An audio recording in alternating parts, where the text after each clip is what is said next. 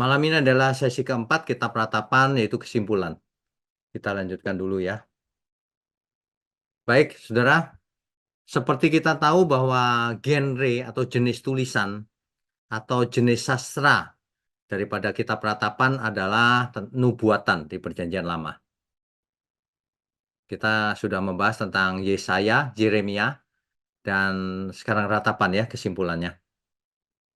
Nah, bicara soal penulis dari kitab ratapan, sebenarnya penulis kitab ratapan ini tidak tertulis atau tercatat secara eksplisit siapa yang menulis. Tetapi menurut tradisi Ibrani kuno, penulisnya adalah Nabi Yeremia. Kenapa? Karena Yeremia adalah saksi mata kehancuran Yerusalem. Dan juga tercatat dalam 2 Tawarik 35 ayat 25. Bahwa Yeremia menulis syair ratapan mengenai Yosia. Nah, jadi Yeremia sudah biasa menulis tentang ratapan. Saudara. Coba kita baca dulu ya, 2 Tawarik 35 ayat 25. 2 Tawarik pasal 35 ayat 25. Yeremia membuat suatu syair ratapan mengenai Yosia, Raja Yosia. Saudara. Dan sampai sekarang ini semua penyanyi laki-laki dan penyanyi perempuan menyanyikan syair-syair ratapan mengenai Yosia. Dan mereka jadikan itu suatu kebiasaan di Israel. Semuanya itu tertulis dalam syair-syair ratapan. Nah, jadi kemungkinan besar memang yang menulis adalah Yeremia. Ya. Kemudian juga dalam Septuaginta. Bapak Ibu, Saudara tentu tahu Septuaginta adalah kitab Perjanjian Lama yang diterjemahkan ke dalam bahasa Yunani, Saudara. Nah, di Septuaginta disebutkan pengarangnya adalah Yeremia dan ditempatkan setelah kitab Yeremia. Setelah kitab Yeremia. Jadi urut Yeremia, kitab ratapan. Seperti Alkitab yang kita punya ini.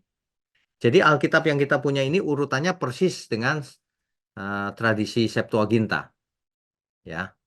Nah, sedangkan tahun penulisannya itu antara 588 sampai 538. Jadi tahun penulisannya juga tidak jelas, tapi pasti antara itu. Pasti. Nah, lokasinya ada di pembuangan di Babel. Kalau saudara ingat, kisahnya Yerusalem dihancurkan, lalu penduduknya dibawa ke Babel, sebagian dibunuh, dibakar, dihancurkan Yerusalem. Nah, dibawa ke Babel. Di sanalah tempat penulisannya juga. Setelah jatuhnya Yerusalem tahun 586 sebelum Masehi, Nabi Yeremia menjadi saksi hidup bagaimana Yerusalem itu hancur. Jadi kitab ini ditulis sesuai dengan judulnya Ratapan.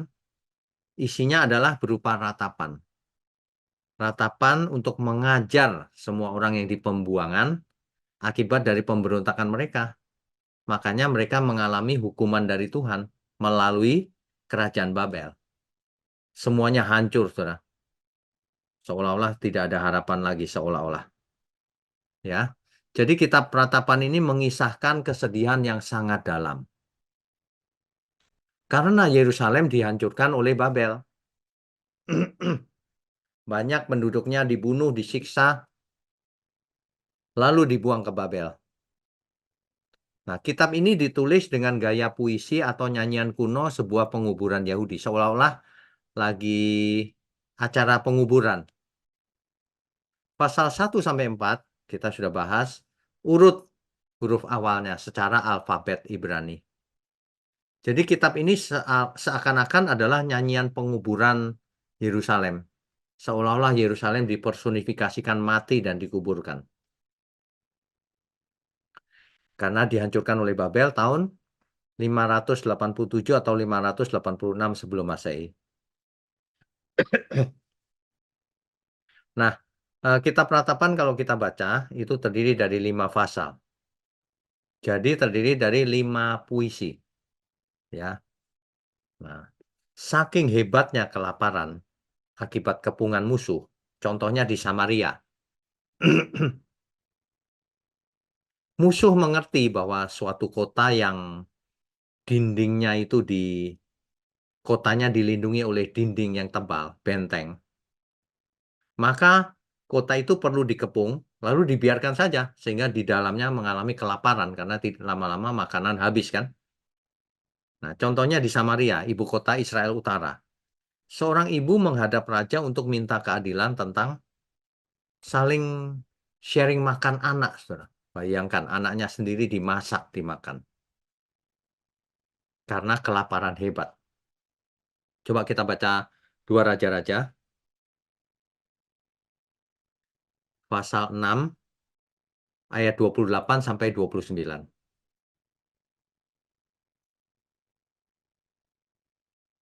Kemudian bertanyalah raja kepadanya, "Ada apa?" Jawab perempuan itu. "Perempuan ini berkata kepadaku, berilah anakmu laki-laki supaya kita makan dia pada hari ini." Wah, ini sadis. "Dan besok akan kita makan anakku laki-laki." Jadi kami memasak anakku dan memakan dia. Tetapi ketika aku berkata kepadanya pada hari berikutnya, berilah anakmu supaya kita makan dia, maka perempuan ini menyembunyikan anaknya. Waduh, ini benar-benar tragis, saudara. Makan anak sendiri, ya.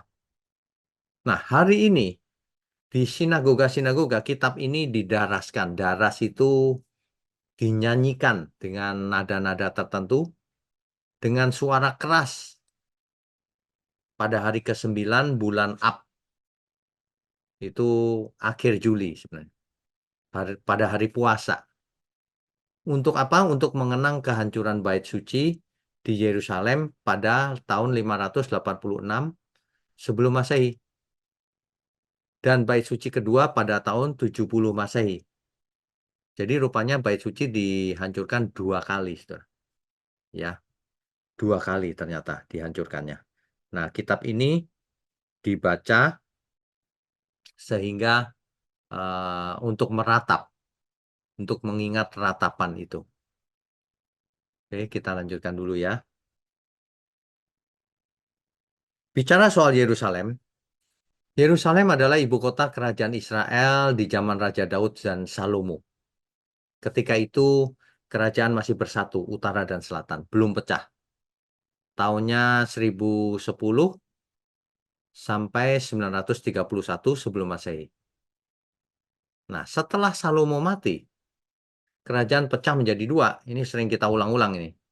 Yaitu yang di utara dinamakan kerajaan Israel dengan ibu kotanya Samaria, sedangkan yang di selatan disebut kerajaan Yehuda dengan ibu kotanya Yerusalem.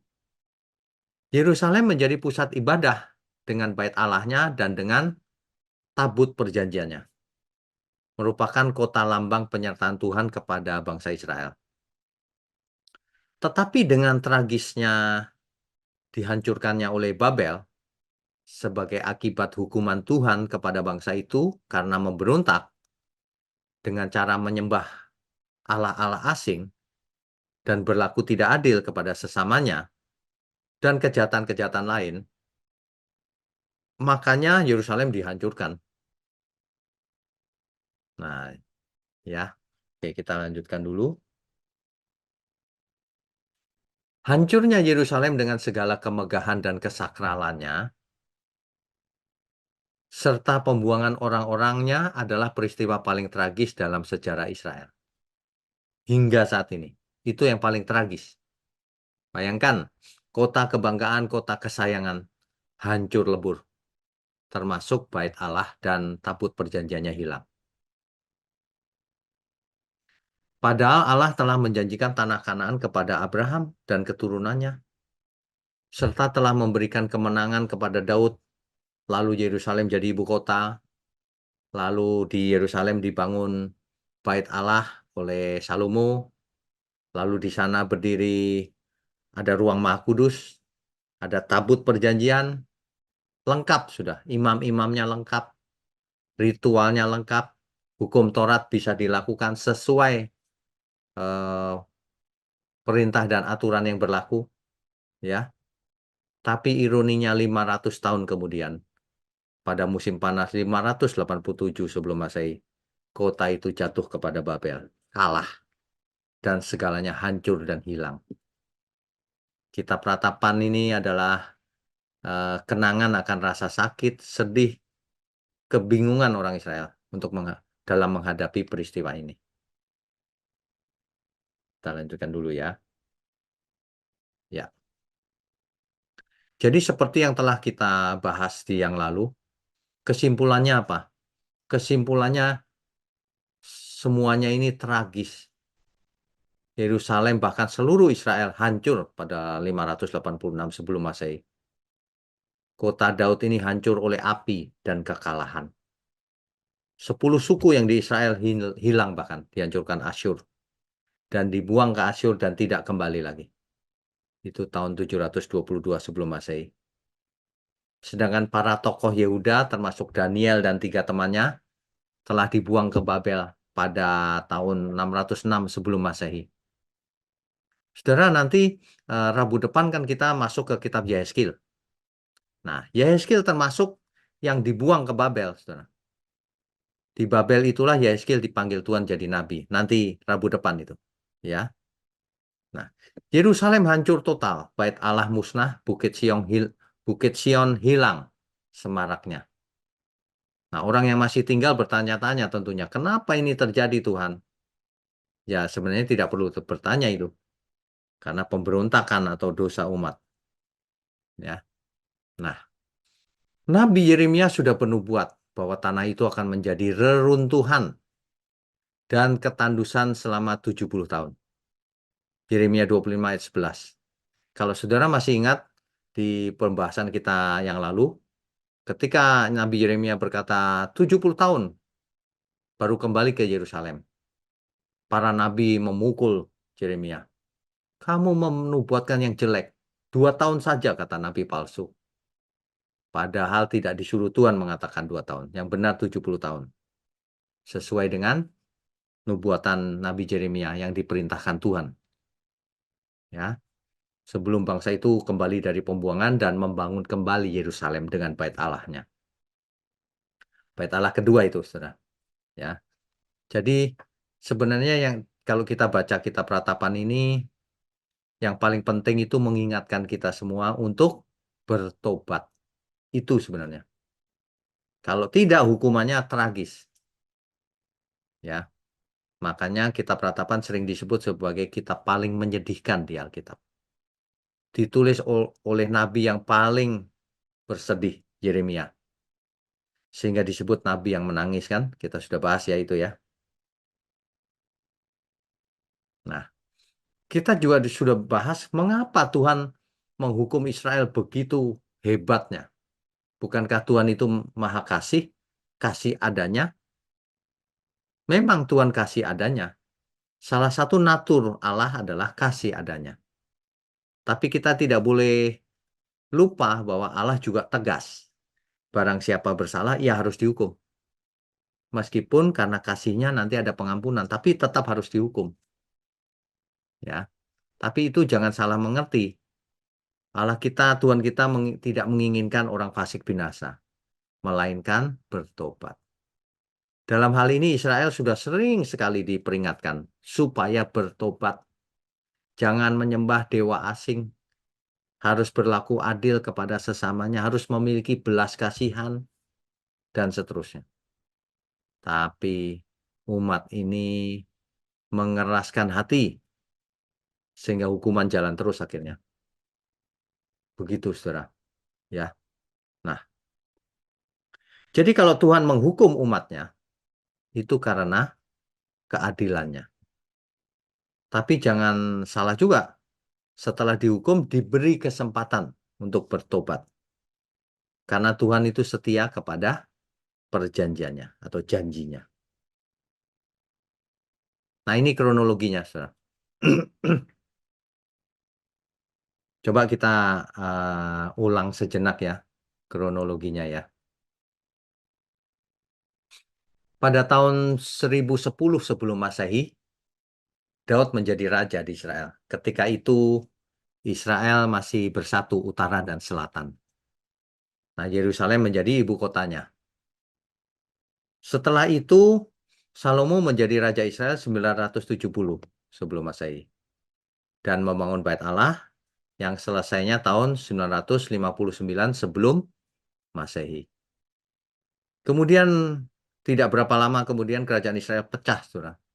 Yang di utara disebut Israel, yang di selatan disebut Yehuda. Itu tahunnya 930 sebelum Masehi. Nah, akhirnya yang di utara, yaitu Israel jatuh ke tangan Asyur. 722 sebelum Masehi. Nah, Asyur sendiri akhirnya hancur juga. Ibu kotanya Niniwe hancur 612 sebelum Masehi.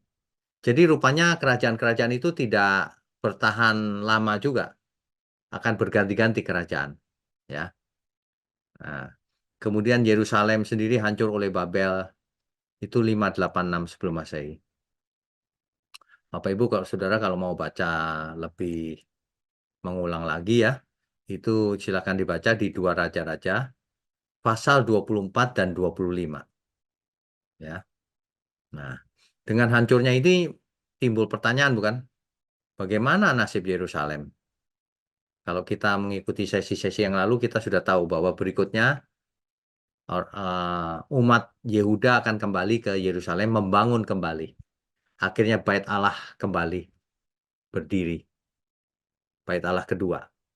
Tapi kemudian dihancurkan lagi oleh Jenderal Titus dari Roma ya. Nah, begitu terus. Tapi ada masa depan yang cerah. Di mana itu disebut-sebut adanya Yerusalem yang baru. Coba kita baca Ibrani 12 ayat 22. Apa itu Yerusalem baru? Ibrani 12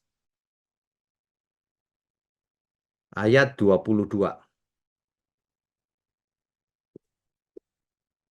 Tetapi kamu sudah datang ke Bukit Sion, ke kota Allah yang hidup, Yerusalem surgawi, dan kepada beribu-ribu malaikat suatu kumpulan yang meriah.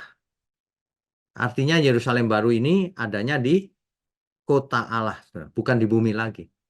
Itu yang berikutnya. Kenapa? Karena langit dan bumi menjadi lautan api.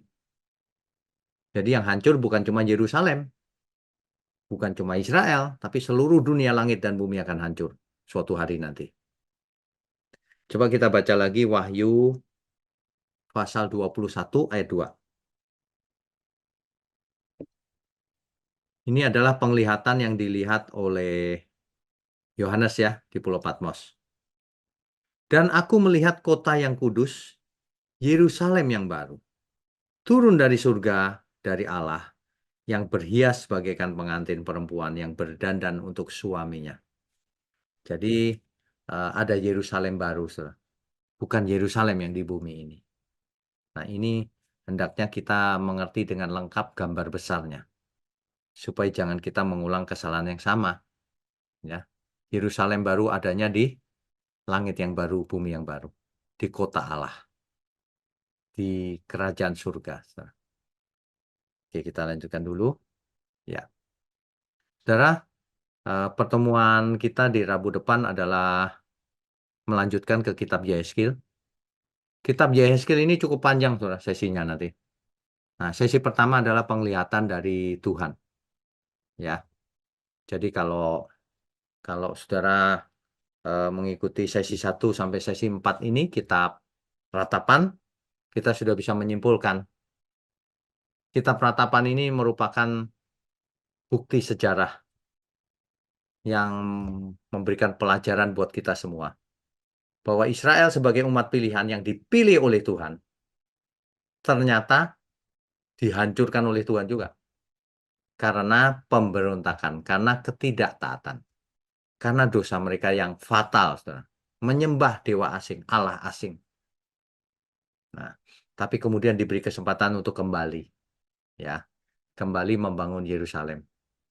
Nah, ini hendaknya menjadi pelajaran buat kita, jangan kita bandel. Kita bertobat lagi, jangan kita menyembah yang lain.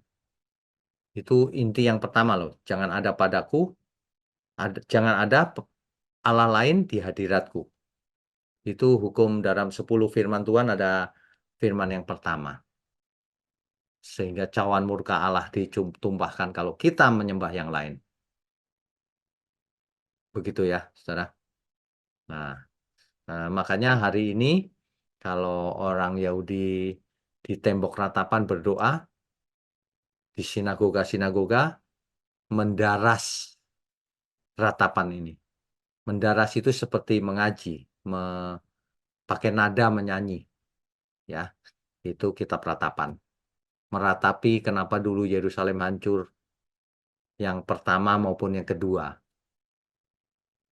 Ya, kalau sudah tertulis, terdokumentasi secara historis begini, ya jangan kita buat salah lagi, saudara. Kalau tidak, artinya kita juga tegar tengkuk kalau begitu. Ya kan? Oke, kita bisa lanjutkan dengan diskusi dan tanya jawab. Bapak Ibu, kalau ada yang mau kita diskusikan, silakan raise hand, angkat tangan.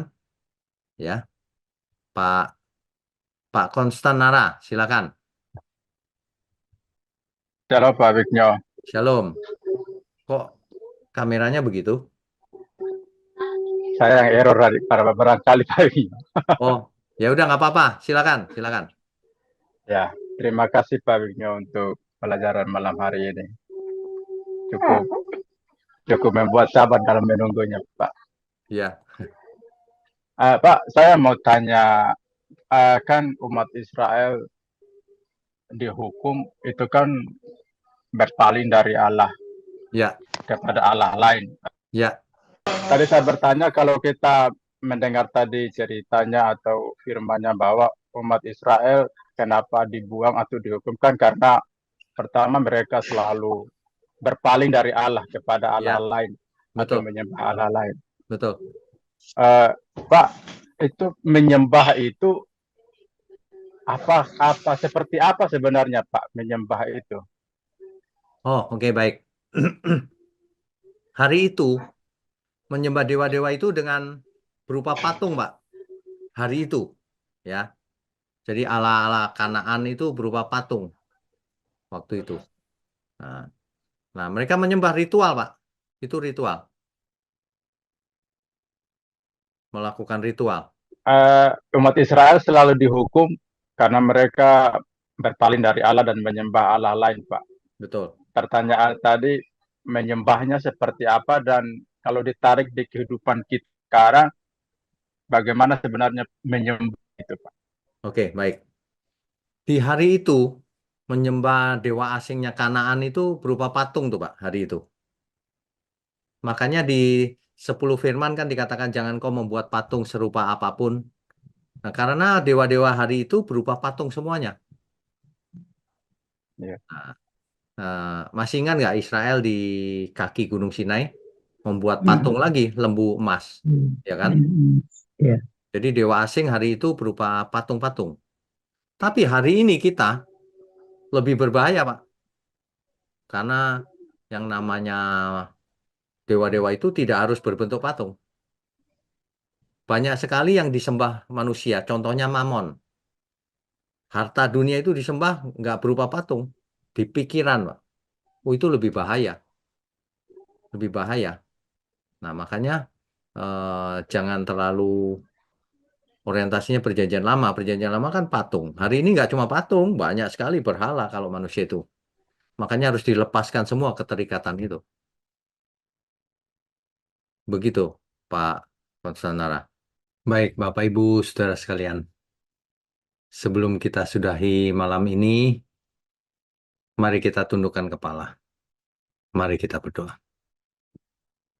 Bapa kami yang di surga, kami mengucap syukur. Kami terus bisa belajar melalui online Bible study ini. Biarlah dari hari ke hari kami semakin dewasa, semakin lengkap pengetahuan kami. Dan kami semakin mengerti bagaimana kami harus hidup. Tidak mengulangi kesalahan yang sama dengan kesalahan-kesalahan yang terdahulu. Terima kasih Tuhan untuk program OBS ini. Engkau berkati tangan-tangan yang mendukung pekerjaanmu. Engkau berkati kami semua. Biarlah semuanya dalam perlindungan Tuhan, pemeliharaan Tuhan. Terima kasih, hanya di dalam nama Tuhan Yesus kami berdoa dan mengucap syukur. Amin.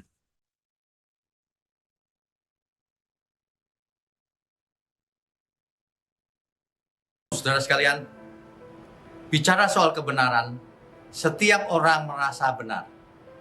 Makanya semua kecap dinomor satukan. Ada orang yang mengatakan saya paling benar, ini paling benar, itu paling benar. Mana sebenarnya yang paling benar? Oleh sebab itu, hadiri seminar 7 natur kebenaran dan aplikasinya. Seminar ini wajib dihadiri oleh para teolog, apologet, pengkhotbah, bahkan oleh para jemaat sendiri, agar kita bisa membedakan manakah yang benar, manakah yang salah. Inilah alat uji kebenaran yang sangat objektif dan alkitabiah. Pastikan saudara ikut dan ajak seluruh saudara dan sahabat-sahabat. Bapak-bapak dan ibu-ibu yang terkasih dimanapun berada, yuk kita belajar pelajaran Alkitab bersama secara online setiap hari Rabu jam 7 malam bersama Pendeta Bapak Wignio Tanto secara online, bisa melalui Zoom. Tetapi kita harus mendaftarkan dulu ke nomor berikut ini. Selamat bergabung dan Tuhan Yesus memberkati.